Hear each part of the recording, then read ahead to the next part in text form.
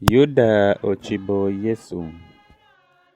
Ka kumeno ng'at achiel mikind jo 12 magi jolup Yesu manyinge Yuda Iskariote ochidho i bang' joter madongo man e penjogi kumae, "Ka amiye ibeng'u, un ke ubimiyo ira ang'o?" Gigam gikwano silingi 30 miko ire. Man ni chakire chieng' echa, Yuda obedo niyenyo kare maber mechopo miyo kode Yesu i chieng' gi. Inindo mir achielne mi chieng' madit ma jochamo iye mugati matho bimbe iye. Jolup bang' Yesu gibino i bang'e ka gipenje kumae, "Imito wachedh wayik iri kare michamo cham mikadho paruoth kane?"